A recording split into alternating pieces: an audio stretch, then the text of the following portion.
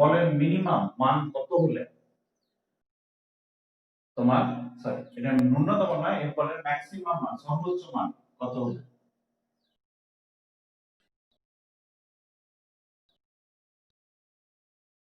সর্বোচ্চ মান কত হলে m1 আর m2 একই সাথে সামনের দিকে অগ্রসর হবে, অর্থাৎ m2 টা পিছলে এগিয়ে যাবে। এক্ষেত্রে শর্তটা এই এটা একটু পাল্টে দেওয়া হয়েছে, নিচের যে তলটা আছে নিচের তলটাকে মসৃণ করে দেওয়া হয়েছে, আর এ আর বি এই যে দুটো বস্তুর সংযোগস্থল, এই সংযোগস্থলটা হচ্ছে অমসৃণ হিসাবে ধরেছি, এবং মিউটা হচ্ছে এই দুটো তলের ঘর্ষণ গুণাঙ্ক। মানে এর বলে যদি সর্বোচ্চ মানটা নির্ণয় করতে হয় তাহলে যথারীতি যেমন ফ্রি বডি ডায়াগ্রাম দিয়ে আঁকা হয় সেরকম ফ্রি বডি ডায়াগ্রাম দিয়ে m1 আর m2 কে আঁকো এবং দেখো কি কি বল কোন কোন দিকে কাজ করছে। আচ্ছা m1 আর m2 কে যদি আঁকা হয়, প্রথমে m2 টাকে আঁকছি,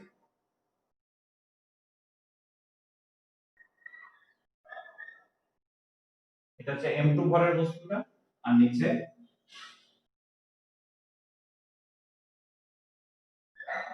এটা ধরে নেওয়া যায় m1 ভরের বস্তু। এখন m2 এর উপর কি কি বল কাজ করছে? এক, m2 এর উপর বাইরে থেকে একটা বল আমরা অলরেডি প্রয়োগ করেছি, সেটা হচ্ছে F পরিমাণ বল বাইরে থেকে প্রয়োগ করা হয়েছে। দ্বিতীয়ত পৃথিবী m2 কে নিচের দিকে টানবে, তাহলে পৃথিবী m2 কে নিচের দিকে টানবে কত বল দ্বারা? m2 যে এর যেটা ওজন সেটা। আর পৃথিবী যদি m2 কে টানে তাহলে m2 সোজা গিয়ে পরে বল প্রয়োগ করবে m1 এর উপর, তাহলে m2 সোজা গিয়ে পরে বল প্রয়োগ করবে m1 এর উপর, কিছু একটা বল প্রয়োগ করবে, ঠিক আছে? m2 যদি m1 এর উপর বল প্রয়োগ করে তাহলে m1 ও m2 এর উপর সমান আর বিপরীতমুখী একটা প্রতিক্রিয়া বল প্রয়োগ করবে নিউটনের তৃতীয় গতিসূত্র অনুসারে। তাহলে m2 বল প্রয়োগ করছে m1 এর উপর, m1 বল প্রয়োগ করবে m2 এর উপর। ধরে নিচ্ছি এই বলটা হচ্ছে n2, যদি প্রতিক্রিয়া বলটা n2 হয় তাহলে ক্রিয়া বলটাও n2 হবে, ঠিক আছে? বা এটাকে ডাইরেক্ট লিখে দিতে পারি যে n2 যেটা এখানে কাজ করছে, আর কি কি বল কাজ করবে? যদি F বলটা m2 এর উপর প্রয়োগ করা হয় তাহলে m2 একটা প্রবণতা থাকবে সামনের দিকে এগিয়ে যাওয়ার। এমনিতে আমরা জানি নিচে যদি আমরা ধরে নিই একটা ভারী বস্তু রাখা আছে, উপরে একটা হালকা বস্তু রাখা আছে, আমি উপরেরটাকে টানছি, তার মানে ভারী বস্তুটা সামনের দিকে এগিয়ে যাওয়ার অতটা প্রবণতা থাকবে না, কিন্তু m2 টা সামনের দিকে এগিয়ে যাবে m1 এর উপর দিয়ে, মানে m1 টা স্থির থাকবে, m2 টা সামনের দিকে এগিয়ে যাবে। তাহলে m2 টা যদি সামনের দিকে এগিয়ে যায় m1 এর উপর, তাহলে একটা ঘর্ষণ বল কাজ করবে পেছনের দিকে m2 এর উপরে, তাহলে m2 এর উপরে একটা ঘর্ষণ বল কাজ করলো পেছনের দিকে, এটা ধরে নিচ্ছি F2 পরিমাণ ঘর্ষণ বল কাজ করছে। এখন ঘর্ষণ বল আমরা জানি একটা প্রতিক্রিয়া বল, তাহলে এই F2 টা যদি প্রতিক্রিয়া বল হয় তাহলে ক্রিয়া বলটা কার উপর কাজ করবে? নিশ্চয়ই m1 এর উপর, সমান আর বিপরীত দিকে ক্রিয়া বলটা কাজ করবে, এর উপরও একটা F2 বল কাজ করবে সামনের দিকে, ঠিক আছে? বা অন্যরকম ভাবেও ভাবা যেতে পারে যে m2 বস্তুর গতিটা আমরা যদি লক্ষ্য করি তাহলে m1 এর উপর এর সামনের দিকে এগিয়ে যাচ্ছে, তার মানে পেছন দিকে ঘর্ষণ বলটা কাজ করবে। আর যদি m1 এর গতিটা লক্ষ্য করি m2 এর সাপেক্ষে, তাহলে m2 থেকে দেখে কি মনে হবে m1 টা পেছনের দিকে পিছিয়ে যাচ্ছে, তার পেছনের দিকে যদি পিছিয়ে যায় তাহলে এর উপর ঘর্ষণ বলটা সামনের দিকে কাজ করবে, এই হচ্ছে m2 এর উপর প্রযুক্ত বল। m1 এর উপর কি কি বল কাজ করছে? m1 এর উপর না হয় এই ঘর্ষণ বল একটা হলো, দ্বিতীয়ত পৃথিবী m1 কে নিচের দিকে টানবে, এর ওজন যেটা সেটা হচ্ছে m1 * g, এই বল দ্বারা পৃথিবী যদি এটাকে টানে তাহলে মেঝেটা একটা সমান আর বিপরীতমুখী প্রতিক্রিয়া বল দেবে এদিকে, ধরে নিচ্ছি প্রতিক্রিয়া বলটা হচ্ছে n1।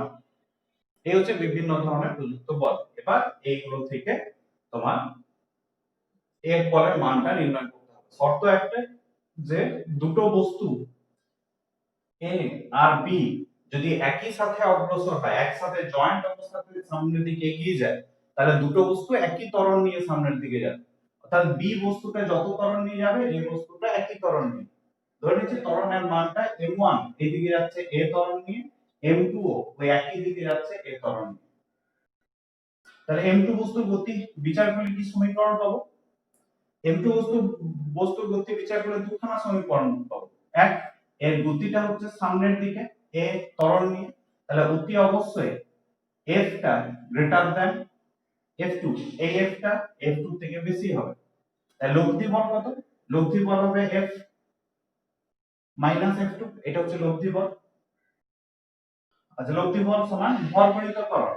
এর ভর যেহেতু আমরা m2 ধরেছি, তাহলে m2 ইনটু ত্বরণ, ত্বরণ তো a ধরেছি ত্বরণে, ঠিক আছে।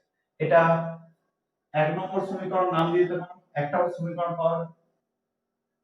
দ্বিতীয়ত আর কি সমীকরণ পাবে?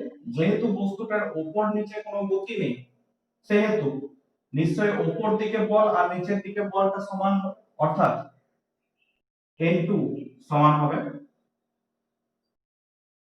m2 ইনটু g, এটা বলা যেতে পারে।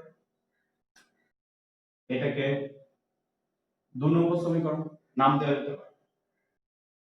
আবার এক নম্বর সমীকরণটাকে একটু চেঞ্জ করে নেওয়া যায় এইখান থেকে সমীকরণটা, কিভাবে?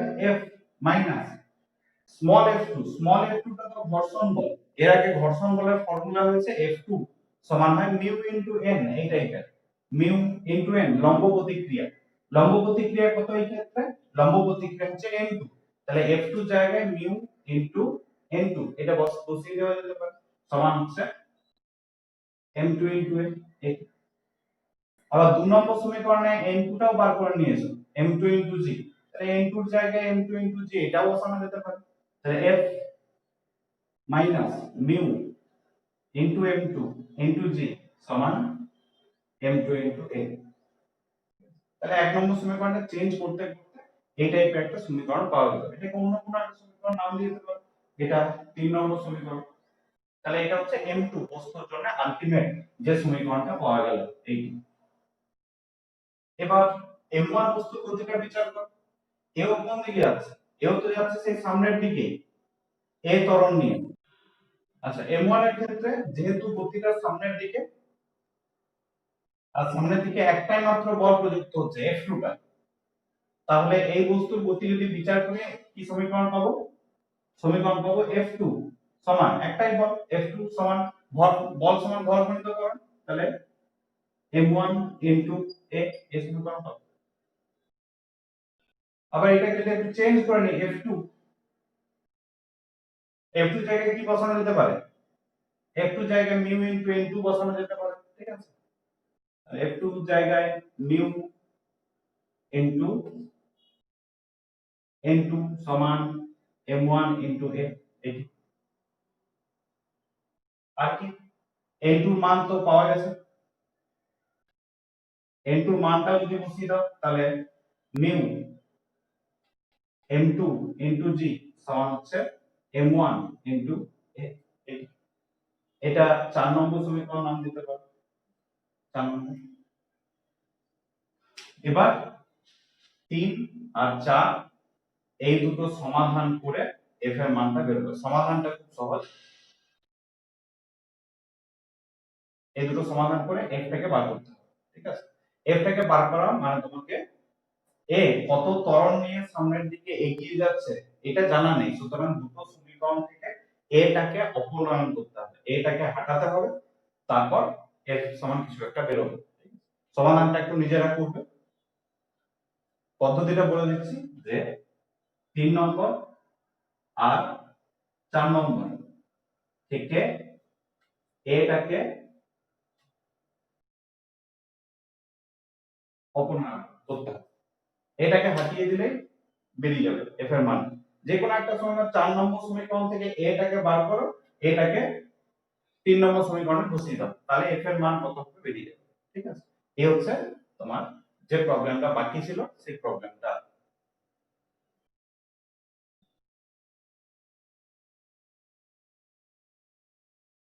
মোটামুটি ঘর্ষণ সংক্রান্ত যেগুলো ইম্পর্টেন্ট থিওরি, সেই ইম্পর্টেন্ট থিওরি গুলো বা সমস্যা সমাধানের যেগুলো ছিল সেগুলো শেষ হলো।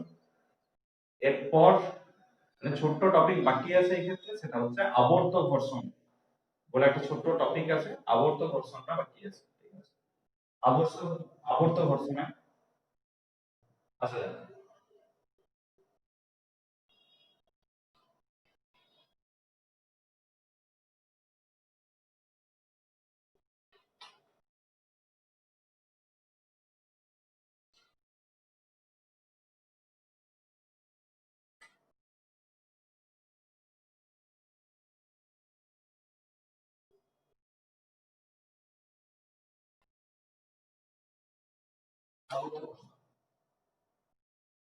আবর্তন পড়ার আগে আমাদের দুটো জিনিস সম্পর্কে জানতে হবে, গতির দুটো প্রকারভেদ সম্পর্কে একটু জেনে রাখতে হবে।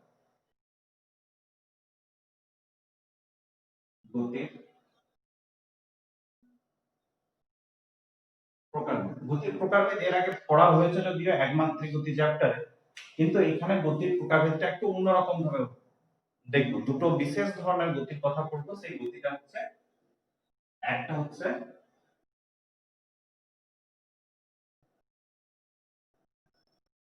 হচ্ছে পিছলে চলা, আর একটা হচ্ছে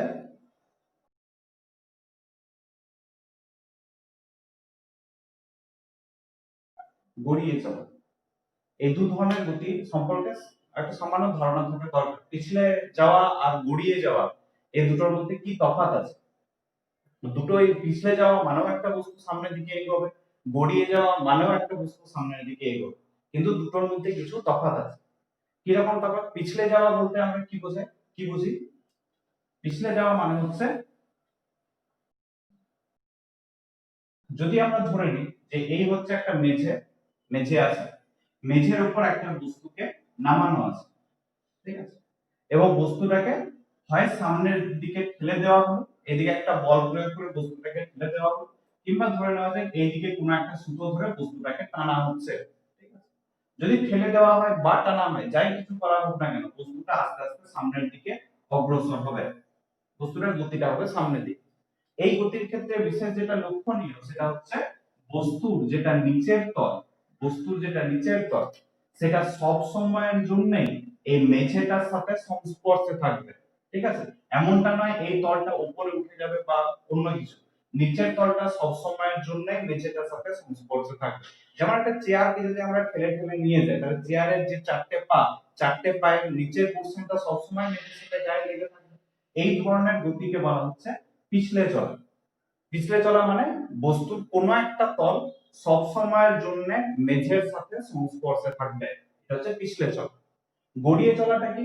গড়িয়ে চলাটা হচ্ছে, ধরে নেওয়া যায় এই হচ্ছে একটা মেঝে, মেঝের উপরে একটা চাকা বা গোল কোনো একটা পদার্থকে নামিয়ে দেওয়া হলো, এরপর এটাকে যদি ঠেলে দেওয়া হয় সামনের দিকে, তাহলে এ ঘুরতে ঘুরতে সামনের দিকে এগিয়ে যাবে। এক হচ্ছে ঘুরবে, দুই হচ্ছে সামনের দিকেও এগিয়ে যাবে। এই ধরনের গতিকে মিশ্র গতিও বলা হয়, যে সামনের দিকে এগিয়ে যাচ্ছে মানে সরল রৈখিক গতি, আবার ঘুরছে মানে বৃত্তীয় গতি। দুটো গতির মিশ্রণ থাকলে সেটাকে মিশ্র গতি বলা হয়। এই গতির বৈশিষ্ট্যটা হচ্ছে যে বস্তুর কোনো একটা তল কখনোই মেঝের সাথে সংস্পর্শে থাকবে না সবসময়ের জন্য। যেমন এই মুহূর্তে ধরে নিচ্ছি এই বিন্দুটা মেঝেটার সাথে সংস্পর্শে আছে, কিন্তু বস্তুটা যেই খানিকটা সামনের দিকে এগিয়ে যাবে কি ঘটনা ঘটবে? বস্তুটা সামনের দিকে যখন এগোবে বস্তুটা তো ঘুরবে, আর বস্তুটা যদি ঘুরে যায় তাহলে এই বিন্দুটা যেটা আছে সেটা আস্তে আস্তে উপরের দিকে উঠে যাবে, ঠিক আছে। অন্য কোনো একটা বিন্দু, এইখানে যে বিন্দুটা আছে সেইটা তখন নিচে নেমে মাটির সাথে সংস্পর্শে চলে আসবে। তার মানে এই বিন্দুটার নাম যদি আমরা এ বিন্দু দিই, তাহলে এ বিন্দুটা সব সময়ের জন্য কিন্তু মেঝের সাথে সংস্পর্শে থাকছে না, খুব অল্প সময়ের জন্য সংস্পর্শে থাকবে, তারপর আবার সংস্পর্শটা ছেড়ে এ উঠে যাবে, অন্য কোনো একটা জায়গায় এসে সংস্পর্শে আসবে, ঠিক আছে। এই হচ্ছে গড়িয়ে চলা। মেন পার্থক্য কোথায়? মেন পার্থক্য হচ্ছে পিছলে চলার ক্ষেত্রে কোনো একটাই মাত্র তল সব সময়ের জন্য মেঝের সাথে সংস্পর্শে থাকবে, আর গড়িয়ে চলার ক্ষেত্রে কোনো একটা তল সব সময়ের জন্য সংস্পর্শে থাকবে না। একটা তল সংস্পর্শে ছিল, সে উঠে যাবে, অন্য একটা তল সামনে চলে আসবে, সে তখন সংস্পর্শে থাকবে। আরো একটু ঘুরে গেলে বি বিন্দুটা আবার উঠে যাবে, পরের বিন্দুটা সিটা আবার সামনে চলে আসবে। এরকম ভাবে তলটা ক্রমাগত পরিবর্তন হতে থাকে, সংস্পর্শ তলটা। এই জাতীয় গতিকে বলা হচ্ছে গড়িয়ে চলা। আরো একটা জিনিস যেটা মনে রাখতে হবে পিছলে চলা আর গড়িয়ে চলার ক্ষেত্রে, সেটা হচ্ছে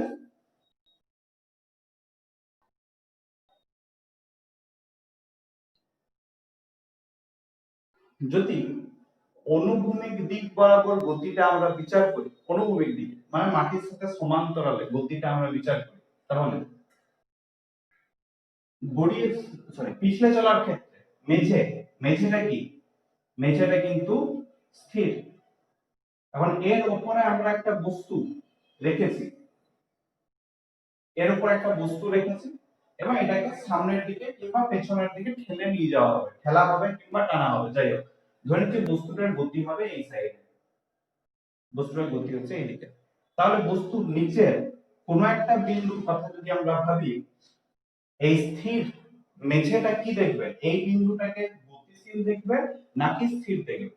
অতি অবশ্যই বস্তুটা যদি সামনের দিকে এগিয়ে যাচ্ছে তাহলে এই বিন্দুটাও কিন্তু সামনের দিকে এগিয়ে যাবে।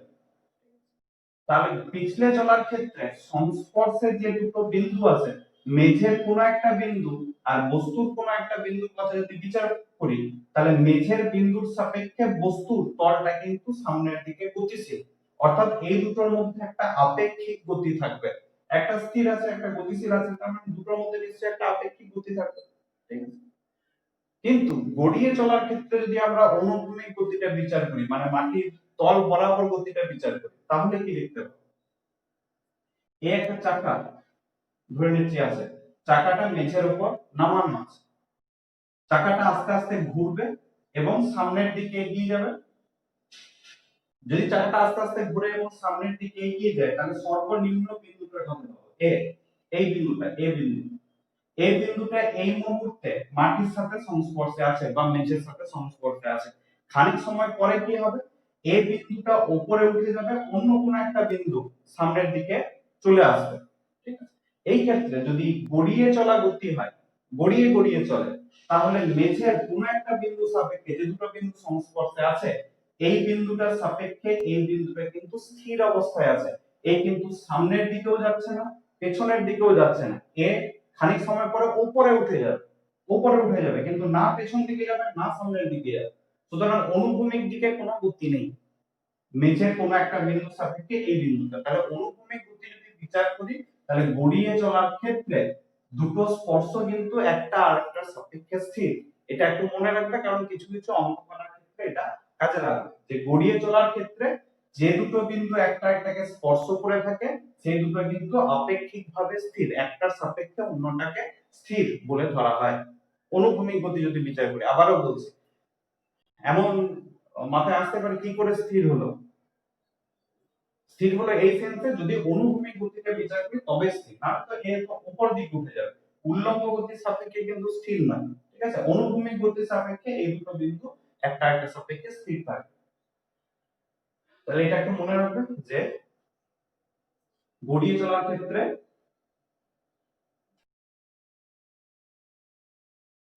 সংস্পর্শ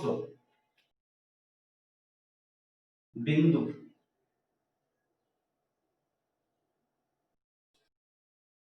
আপেক্ষিক বেগ সমান 0। আপেক্ষিক বেগ 0 মানে একটার সাপেক্ষে অন্যটা স্থির। আর পিছলে চলার ক্ষেত্রে কিন্তু সংস্পর্শ বিন্দুর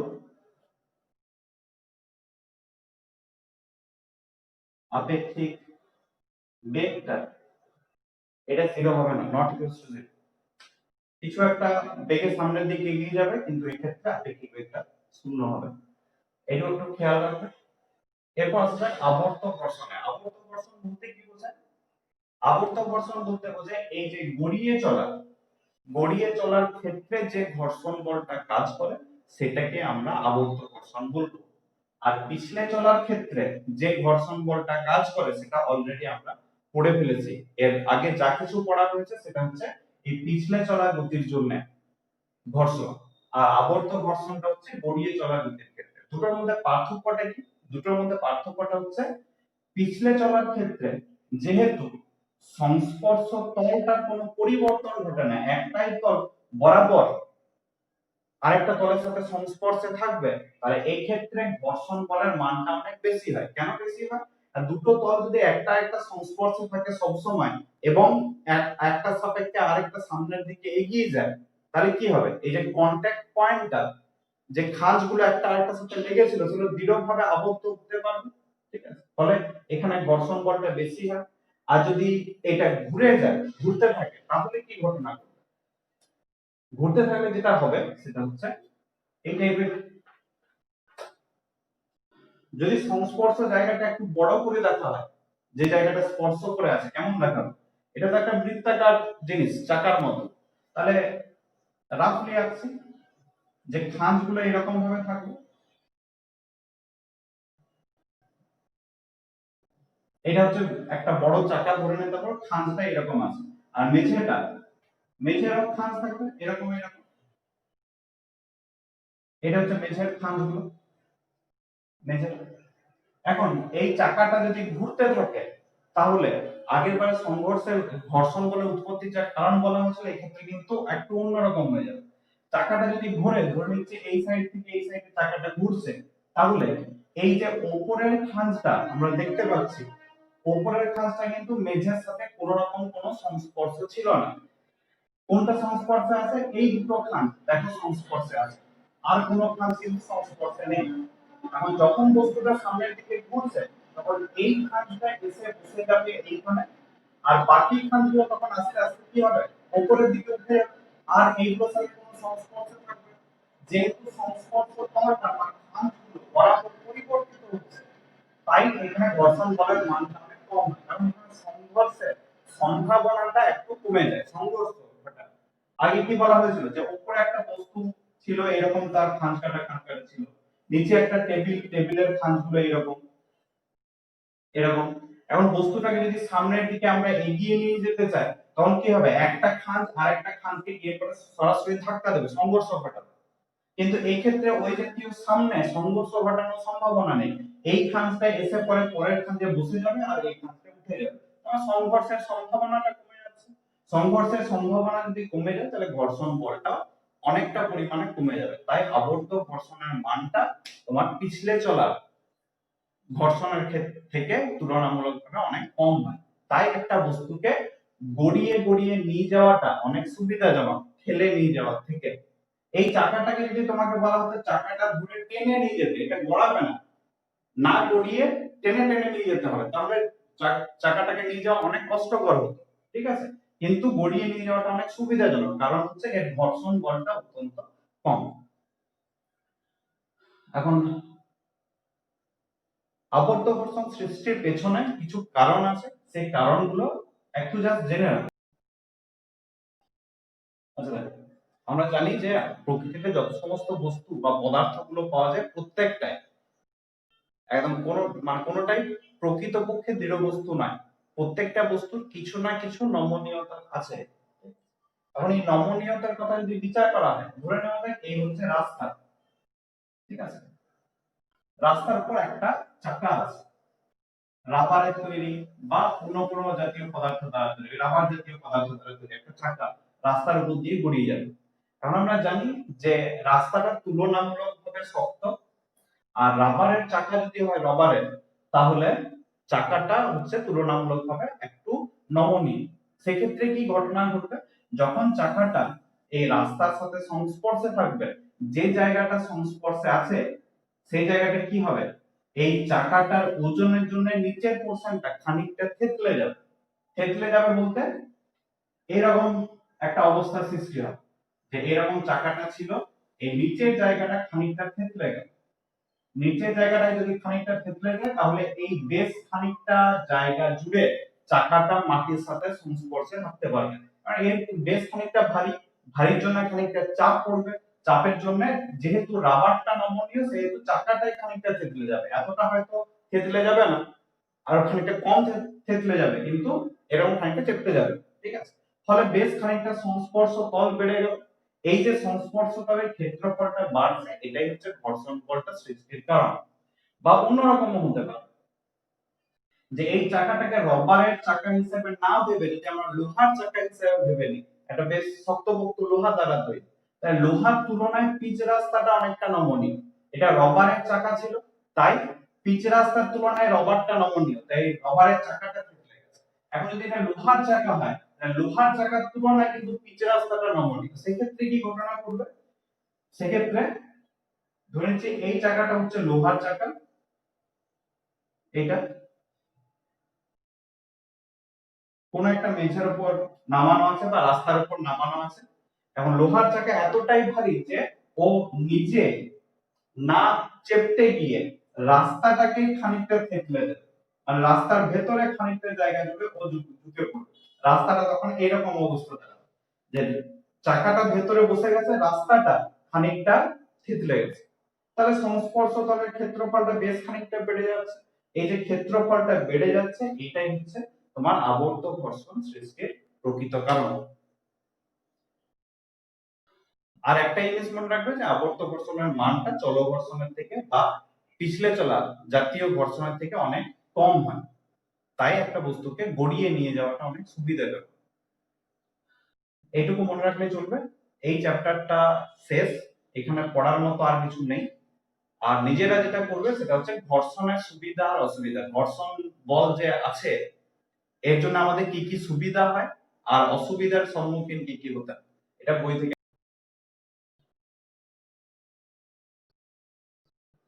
বৃত্তীয় গতি, একমাত্রিক গতি যখন পড়া হয়েছিল, একদম পড়া শুরু হয়েছিল, তখন বলা হয়েছিল গতির কিছু প্রকারভেদ, গতি কয়েক ধরনের হয়। যেমন হচ্ছে একটা হচ্ছে সরল রৈখিক গতি। সরল রৈখিক গতি বলতে কি বোঝায়? যদি কোনো একটা বস্তু একটাই মাত্র সরল রেখা বরাবর চলে, সেটা হচ্ছে সরল রৈখিক গতি বা চলন।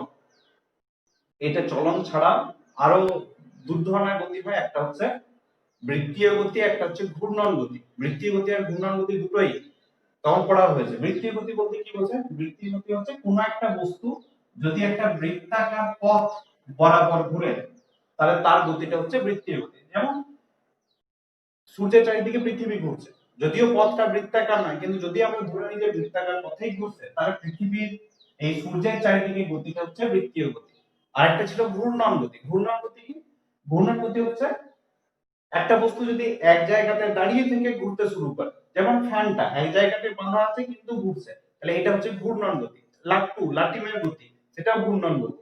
পৃথিবী নিজ অক্ষের চারিদিকে ঘুরছে, যার ফলে দিনরাত্রি ঘটছে, সেই আহ্নিক গতিটা হচ্ছে এক জাতীয় ঘূর্ণন গতি। ঠিক আছে? তো এই বৃত্তীয় গতি চ্যাপ্টারটাতে মূলত বৃত্তাকার পথে গতিটাকে বিচার করা হবে। ঠিক আছে? যে একটা বস্তু বৃত্তাকার পথ বরাবর যদি ঘুরে, তাহলে সেই গতিটা হচ্ছে বৃত্তীয় গতি। এই বৃত্তীয় গতি সংক্রান্ত বিভিন্ন রাশিগুলো এবং বিভিন্ন বৈশিষ্ট্যগুলো আমাকে এই চ্যাপ্টারে পড়তে হবে। তাহলে বৃত্তীয় গতি কি? এক কথায়, যদি কোনো একটা বস্তু বৃত্তাকার পথ বরাবর অবস্থান পরিবর্তন করতে থাকে, তাহলে তার গতিটা হচ্ছে বৃত্তীয় গতি। এর কি কি বৈশিষ্ট্য পাওয়া যাবে? না,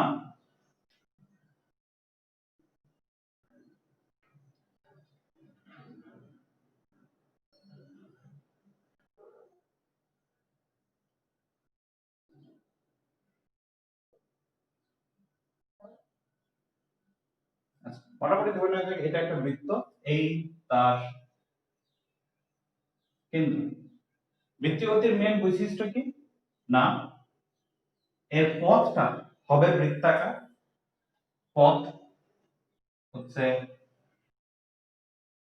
বৃত্তাকার। বৃত্তাকার পথ বলতে কি বোঝায়? বৃত্তাকার পথ মানে হচ্ছে এমন একটা বিন্দু পাবো যে বিন্দু থেকে পথের প্রত্যেকটা বিন্দুর দূরত্ব সবসময় সমান থাকবে। অর্থাৎ এমন একটা নির্দিষ্ট বিন্দু আছে, যে নির্দিষ্ট বিন্দু থেকে কোন একটা কণা যে এই পথে ঘুরছে, এই কণাটার দূরত্বটা সবসময় স্থির। এই নির্দিষ্ট বিন্দুটাকে বলা হচ্ছে ঘূর্ণন কেন্দ্র বা এই বৃত্তাকার পথের কেন্দ্র। তাহলে পথটা হচ্ছে বৃত্তাকার। সেকেন্ড বৈশিষ্ট্য, এর একটা কেন্দ্র থাকবে, যেটাকে বলা হচ্ছে ঘূর্ণন কেন্দ্র। ঘূর্ণন কেন্দ্র। ঠিক আছে? 2 নম্বর, কেন্দ্র হচ্ছে এমন একটা বিন্দু যেখান থেকে পথের প্রত্যেকটা বিন্দুর দূরত্ব সমান। এই যে কেন্দ্র থেকে পথের প্রত্যেকটা বিন্দুর দূরত্ব সমান, এটাকে আমরা ব্যাসার্ধ বলে থাকি। তাহলে আরেকটা বৈশিষ্ট্য হচ্ছে ব্যাসার্ধ। ব্যাসার্ধ। তবে এই ক্ষেত্রে এটাকে শুধু ব্যাসার্ধ না বলে এটাকে বক্রতা ব্যাসার্ধ বলা হয়। বক্রতা ব্যাসার্ধ মানে এই যে বক্র পথটা আছে তার ব্যাসার্ধ কত, বক্রতা ব্যাসার্ধ। এটা কেন্দ্রটাকে ঘূর্ণন কেন্দ্র না বলে বক্রতা কেন্দ্র বলা যেতে পারে। ঠিক আছে? 3 নম্বর বৈশিষ্ট্য হচ্ছে, যদি পথটা একটা বৃত্তাকার পথ হয়, তাহলে বৃত্তাকার পথ অতি অবশ্যই একটা সমতলের উপর অবস্থিত হবে। যেমন এখন আমি এই বৃত্তটাকে বোর্ডের উপর রেখেছি, সুতরাং বোর্ডটা এই সরি এই বৃত্তটা বোর্ডের সমতলের উপর অবস্থিত। অর্থাৎ একটা বস্তু যদি এই বৃত্তাকার পথ বরাবর ঘুরে, তাহলে আমরা বলতে পারি যে এই বোর্ডের তলেই বস্তুটা গতিশীল আছে। এই যে তলটা এটাকে বলা হচ্ছে ঘূর্ণন তল। ঘূর্ণন তল। তাহলে ঘূর্ণন তল কি? না একটা বস্তু যে বৃত্তাকার পথে ঘুরছে ওই বৃত্তটা যে সমতলের উপর অবস্থিত সেই সমতলটা হচ্ছে ঘূর্ণন তল। ঘূর্ণন তলটা কেন ইম্পর্টেন্ট? ঘূর্ণন তলটা ইম্পর্টেন্ট এই কারণে 4 নম্বর যেটা দরকার সেটা হচ্ছে অক্ষ বা ঘূর্ণন অক্ষ। ঘূর্ণন অক্ষ। ঘূর্ণন অক্ষ কি? না এই যে বৃত্তটা বোর্ডের সমতলে অবস্থিত, এই বোর্ডের সমতলের সাথে লম্বভাবে যদি আমরা একটা রেখা কল্পনা করি, ঠিক কেন্দ্র দিয়ে যে রেখাটা যাচ্ছে, পেনটা যেভাবে রাখা আছে, তাহলে এই পেনটা হবে এই বস্তুটার ঘূর্ণন অক্ষ। অর্থাৎ কেন্দ্রে অবস্থিত একটা রেখা যেটা ঘূর্ণন তলের সাথে লম্বভাবে আছে, এরকম একটা কাল্পনিক রেখাকে বলা হচ্ছে ঘূর্ণন অক্ষ। ঘূর্ণন অক্ষটা বৃত্তীয় গতির ক্ষেত্রে কিন্তু খুবই ইম্পর্টেন্ট একটা জিনিস, পরে আমরা দেখব। মোটামুটি এই কটাই হচ্ছে বৃত্তীয় গতির বৈশিষ্ট্য। যে পথটা হবে বৃত্তাকার, বৃত্তাকার হলে তার একটা কেন্দ্র থাকবে যেটাকে ঘূর্ণন কেন্দ্র বা বক্রতা কেন্দ্র বলা হয়। ছবিতে এটা বক্রতা ব্যাসার্ধ, আর যে বৃত্তপথে ঘুরছে তার যেটা ব্যাসার্ধ সেটাই বক্রতা ব্যাসার্ধ।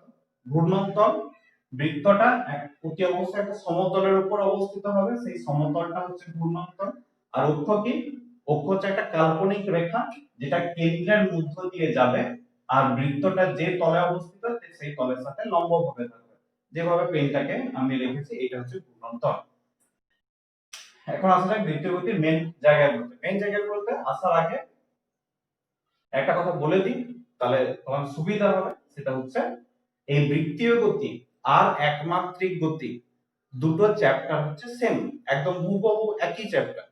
একমাত্রিক গতি চ্যাপ্টারে আমরা যে যে টপিকগুলো পড়েছিলাম, বৃত্তীয় গতি চ্যাপ্টারে আমরা একই টপিকগুলো পড়ব। শুধু পার্থক্য একটাই, যে একমাত্রিক গতি চ্যাপ্টারে বস্তুর গতিটা ছিল একটা সরল রেখা বরাবর, ঠিক আছে? এই ক্ষেত্রে বস্তুর গতিটা সরল রেখা বরাবর হবে না, একটা বৃত্ত পথ বরাবর হবে।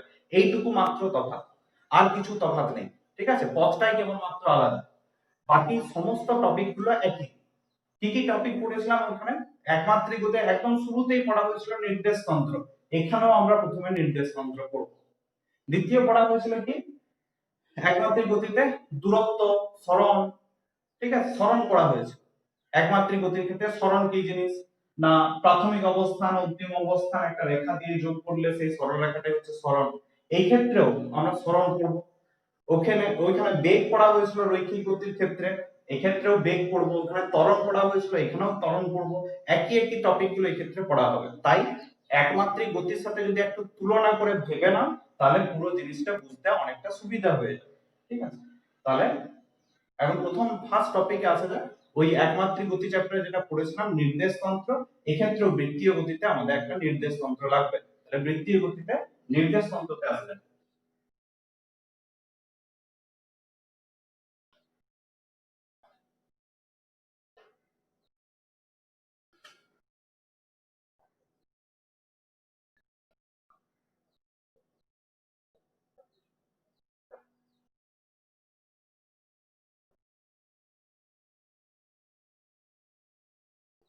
বৃত্তীয় গতির ক্ষেত্রে নির্দেশতন্ত্র। আচ্ছা বৃত্তীয় গতি কি? বৃত্তীয় গতি হচ্ছে কোন একটা বস্তু যদি বৃত্তাকার পথ বরাবর ঘুরে, তাহলে তার গতিটা হচ্ছে বৃত্তীয় গতি।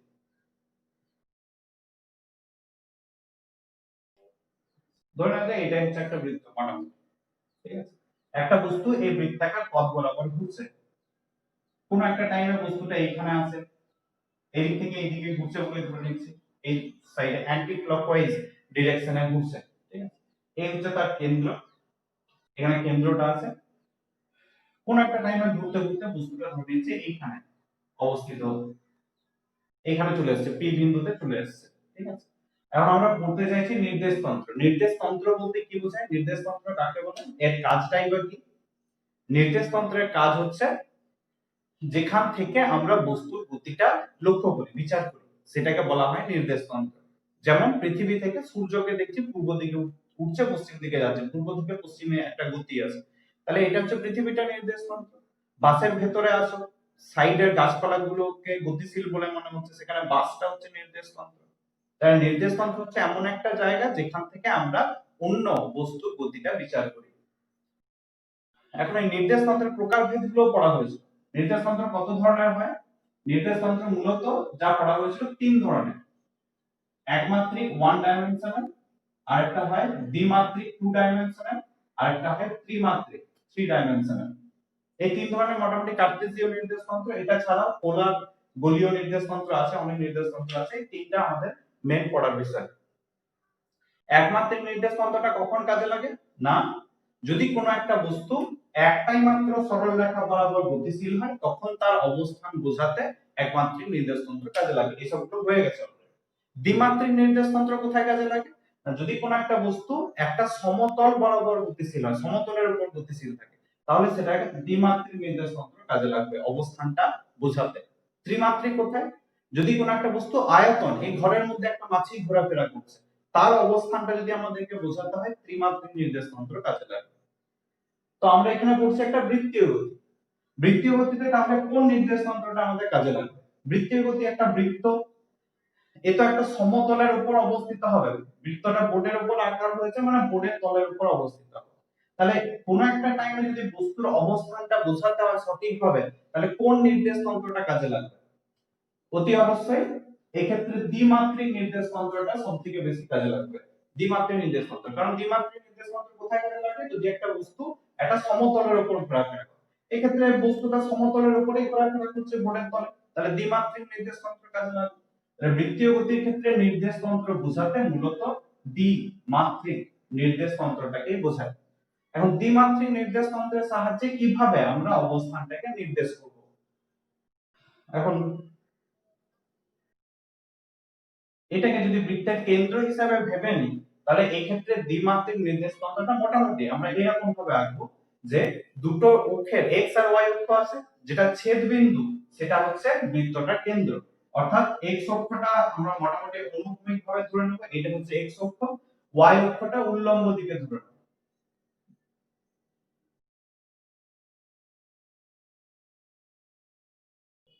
এই তাহলে এটা x অক্ষের ধনাত্মক দিক x, এটা ঋণাত্মক দিক x ড্যাশ, এটা y, এদিকটা y ড্যাশ। এটা হচ্ছে তোমার অক্ষগুলো এভাবে কল্পনা করে নিতে হবে যে কেন্দ্রটা হবে দুটো অক্ষের ছেদবিন্দু বা মূলবিন্দু ও এর সাপেক্ষে বস্তুটা বৃত্তাকার পথে ঘুরছে। এখন কোনো একটা সময় পি বিন্দুর অবস্থান যদি জানতে হয়, তাহলে পি বিন্দুর অবস্থানটা কি দ্বারা ইন্ডিকেট করা যাবে? দুটো স্থানাঙ্ক বলো, x, y। x কোণটা আর y কোণটা? না, যদি পি বিন্দু থেকে একটা লম্ব টেনে দেওয়া হয় x অক্ষের উপরে, x অক্ষের উপরে, তাহলে এখানে ছেদ করেছে, তাহলে এইখান থেকে মূল বিন্দু থেকে এইটুকু দূরত্ব হবে x i, আর এই যে লাইনটা y অক্ষ বরাবর এইটুকু দৈর্ঘ্য হবে y। তাহলে p বিন্দুর স্থানাঙ্ক x, y। কারণ x, y দ্বারা p বিন্দুর অবস্থানটাকে বোঝানো যেতে পারে বৃত্তীয় গতির ক্ষেত্রে, তাতে কিছু অসুবিধা সৃষ্টি হবে। কি ধরনের অসুবিধা সৃষ্টি হবে? না, যেহেতু বৃত্তাকার পথে ঘুরছে বস্তুটা, তাহলে খানিক সময় পরে কিন্তু বস্তুটার অবস্থানটা পাল্টে যাবে। কোন দিকে হবে? ধরেছি খানিক সময় পরে বস্তুটা এইখানে চলে যাবে, ঠিক আছে? আচ্ছা, এইখানে স্থানাঙ্কটাকে যদি x1, y1 হিসাবে ধরি, তাহলে এইখানে যখন p বিন্দুটা আসবে, p বিন্দু স্থানাঙ্কটা এটা p' যদি ধরে নিই, এর স্থানাঙ্কটা কিন্তু x1 আর y1 থাকবে না। ধরি যে এদিকে x টা হচ্ছে কিছু একটা ছিল, x টা ছিল 2, y টা ছিল 3, তাহলে p বিন্দু স্থানাঙ্ক 2, 3। যখন এইখানে চলে এলো তখন x টা তো পাল্টে যাবে, ঠিক আছে? x টা যদি ধরে নিচ্ছি এই সাইডটা দৈর্ঘ্যটা 2, তার মানে মাইনাস, যেহেতু নেগেটিভ সাইডে আছে তাহলে p বিন্দু স্থানাঙ্ক হবে -2। আর y টা এটা যদি 3 এই ধরে নিই, একই আছে 3, তাহলে -2, 3, কারণ স্থানাঙ্কটা পাল্টে যাচ্ছে। আবার যদি এখানে চলে আসে তাহলে p বিন্দু স্থানাঙ্কটা অন্যরকম কিছু হয়ে যাবে। 2 এর থেকে x টা 2 এর থেকে খানিকটা বাড়বে, 3 হয়ে যাবে, y টা খানিকটা কমে যাবে, 2 হয়ে যাবে। এরকম স্থানাঙ্কগুলো p বিন্দু অবস্থানটা যেমন ক্রমাগত আস্তে আস্তে পরিবর্তন করতে থাকবে, x আর y এর মানগুলো পরিবর্তন করতে থাকবে। প্রত্যেকটা অবস্থানে x আর y এর মানগুলো আলাদা আলাদা। সেই কারণে পি বিন্দু স্থানাঙ্কটা x, y দ্বারা নির্দেশ না করে অন্য রকম ভাবে নির্দেশ করা। কি রকম ভাবে? এখানে পি বিন্দু স্থানাঙ্কটা x, y হিসেবে না লিখে r, থিটা হিসাবে আমরা লিখব। r, থিটা হচ্ছে পোলার নির্দেশ তন্ত্র। পোলার নির্দেশ তন্ত্র এর আগে পড়া হয়েছে। কিভাবে নির্দেশ করা হবে r, থিটার সাহায্যে?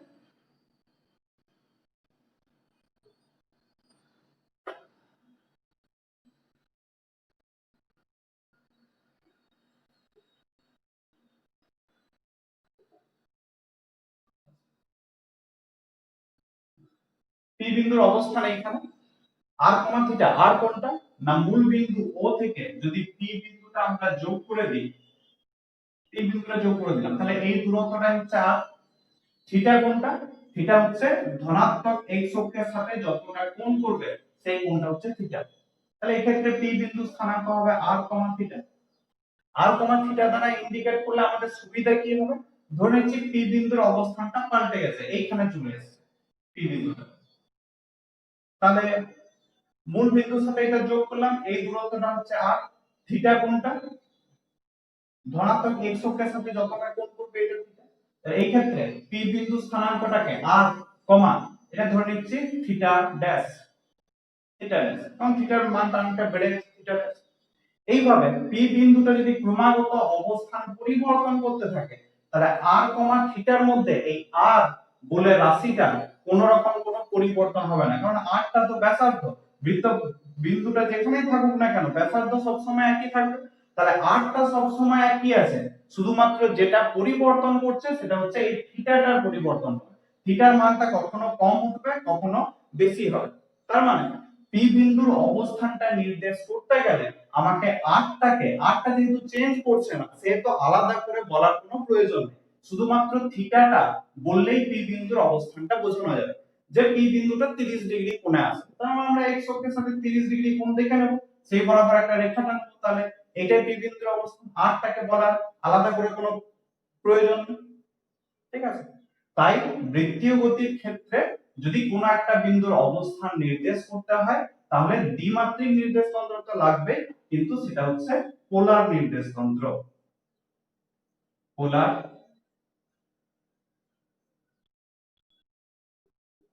নির্দেশ তন্ত্র, পোলার নির্দেশ তন্ত্রটা ব্যবহার করা সুবিধাজনক। কেন সুবিধাজনক? না এখানে দুটো স্থানাঙ্ক আর আর থিটা, এখানে আরটা হচ্ছে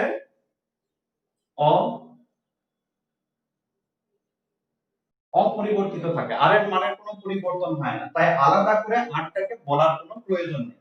শুধুমাত্র কোনটার পরিবর্তন ঘটে না থিটাটার পরিবর্তন ঘটে, তাই বিভিন্ন অবস্থানে শুধুমাত্র থিটাটা বলে দিলেই চলবে যে 30 ডিগ্রি কোণ করে আছে, 60 ডিগ্রি কোণ করে আছে, ইত্যাদি ইত্যাদি ইত্যাদি।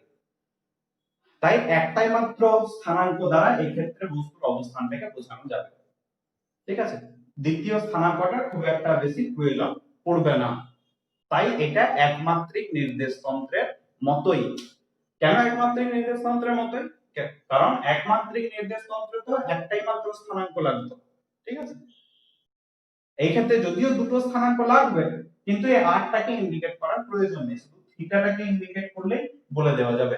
তাই একমাত্রিক নির্দেশ তন্ত্রের মতোই খানিকটা হুবহু এক মান। আচ্ছা, তাহলে যেহেতু পি বিন্দুটার স্থানাঙ্ক শুধুমাত্র থিটা দ্বারাই ইন্ডিকেট করা যাবে, এই থিটাটাকে বলা হয়, থিটাটা কি? থিটাটা অ্যাকচুয়ালি তো কোণ, তাই এই থিটাটাকে বলা হয় কৌণিক স্থানাঙ্ক। কৌণিক স্থানাঙ্ক, কৌণিক স্থানাঙ্ক কি না যে কোণের সাহায্যে পি বিন্দুর অবস্থানটা বোঝানো যাবে সেটা হচ্ছে কৌণিক স্থানাঙ্ক। থিটাটা হচ্ছে কৌণিক স্থানাঙ্ক। এখন এই থিটাটা আর মানে খানিকটা দূরত্বকে বোঝায়, এর একটা একক থাকবে। থিটা খানিকটা কোণকে বোঝায়, এরও একটা একক থাকবে। ঠিক আছে? যেহেতু এটা ইন্ডিকেট করার প্রয়োজন পড়ছে না, সুতরাং আরটাকে বাদ দাও। থিটার এককটা সম্পর্কে জানতে হবে। থিটার একক অলরেডি তোমরা জেনে আসছো, থিটা কোণের একক হচ্ছে ডিগ্রি, কিন্তু এই ক্ষেত্রে আমরা ডিগ্রিতে কোণটাকে মাপবো না, কখনোই মাপা যাবে না। এরপর থেকে কোণটাকে মাপতে হবে রেডিয়ান এককে। ঠিক আছে? যদি কিছু না বলা থাকে, ডিগ্রিতে যদি না বলা থাকে, তাহলে কিন্তু তোমাকে রেডিয়ানেই মাপতে হবে। কোণের আরেকটা একক হচ্ছে রেডিয়ান। তাহলে এই ক্ষেত্রে কৌণিক স্থানাঙ্ক থিটা এর একক হচ্ছে রেডিয়ান এককে মাপতে হবে। থিটা এর একক হচ্ছে রেডিয়ান, সংক্ষেপে রেড। রেডিয়ানের ডেফিনেশন আশা করি সবাইকে জানা। এক রেডিয়ান বলতে কি বোঝায়? এক রেডিয়ান হচ্ছে, আচ্ছা এক রেডিয়ানে আসি, তাহলে বৃত্তীয় গতির ক্ষেত্রে নির্দেশ তন্ত্র কি? দ্বিমাত্রিক নির্দেশ তন্ত্র। দ্বিমাত্রিক কোন নির্দেশ তন্ত্রটা? না পোলার নির্দেশ তন্ত্রটা কাজে লাগবে বেশি। পোলার নির্দেশ তন্ত্রতে স্থানাঙ্কগুলো কি কি হয়? আর আর থিটা। তার মধ্যে আরটা অপরিবর্তিত, চেঞ্জ হবে না, তাই আরটাকে বলার কোনো প্রয়োজন নেই। শুধু থিটাটা পরিবর্তন করবে, তাই শুধুমাত্র থিটা দ্বারাই পি বিন্দুর অবস্থানটাকে বোঝানো যায়। এই থিটাটাকে বলা হচ্ছে কৌণিক স্থানাঙ্ক, যার একক আমরা সবসময় রেডিয়ানে ব্যবহার করব, ডিগ্রিতে নয়।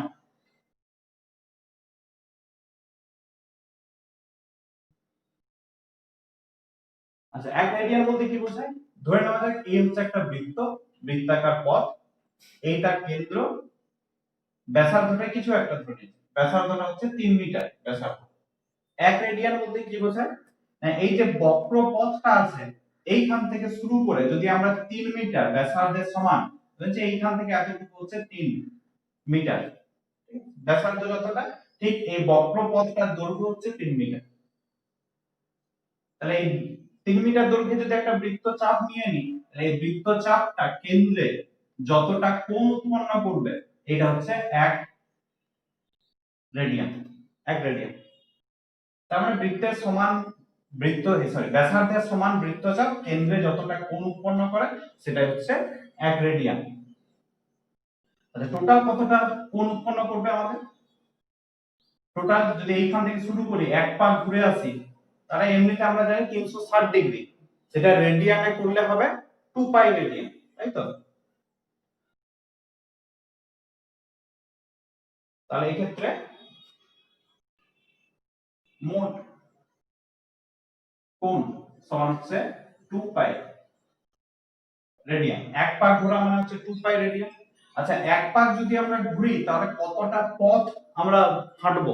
যদি বৃত্ত পথ বরাবর হাঁটি তাহলে এক পাক ঘোরা মানে কতটা পথ হাঁটা? যদি ব্যাসার্ধটাকে 3 মিটার হিসেবে না ধরে ইন জেনারেল r ধরি, তাহলে পুরো বৃত্তটার পরিধি হচ্ছে 2 পাই r। তাহলে 2 পাই r বৃত্তচাপ, আর 2 পাই r দৈর্ঘ্যের বৃত্তচাপ কেন্দ্রে কতটা কোণ উৎপন্ন করবে?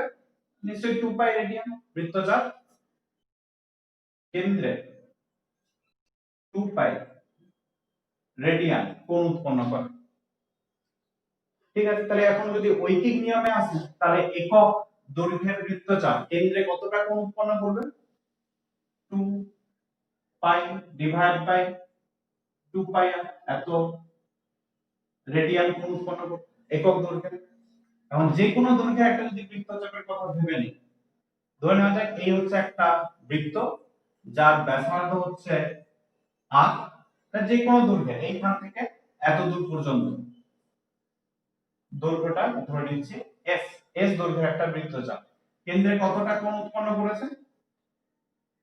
এইটুকু কোণ উৎপন্ন করবে s দৈর্ঘ্যের বৃত্তচাপ, এটা ধরে নিচ্ছি থিটা।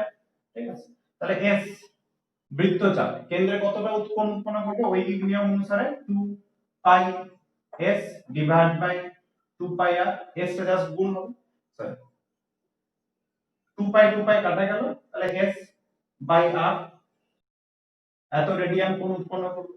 এখানে কত ধরেছি? থিটা, তাহলে নিশ্চয়ই থিটা সমান s বাই r, অর্থাৎ এই ক্ষেত্রে কোণ সমান হচ্ছে s হচ্ছে বৃত্তচাপের দৈর্ঘ্যটা, r টা হচ্ছে ব্যাসার্ধ। ব্যাসার্ধ কোণ সমান চাপ বাই ব্যাসার্ধ, এই ফর্মুলাটা আশা করি আগে পড়েছো। কিন্তু ফর্মুলাটা তখনই খাটবে যদি রেডিয়ান এককে কোণটাকে প্রকাশ করা হয়, রেডিয়ান। এই হচ্ছে রেডিয়ান। এখন এই যে রেডিয়ানে যদি আমরা কোণটাকে পরিমাপ করি থিটাটাকে, তাহলে এর মাত্রা কি হবে?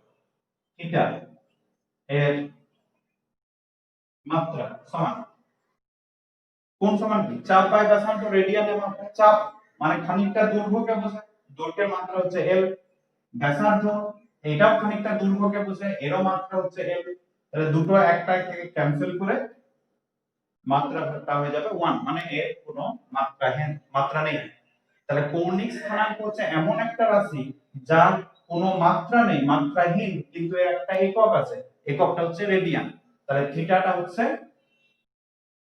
মাত্রাহীন কিন্তু একক যুক্ত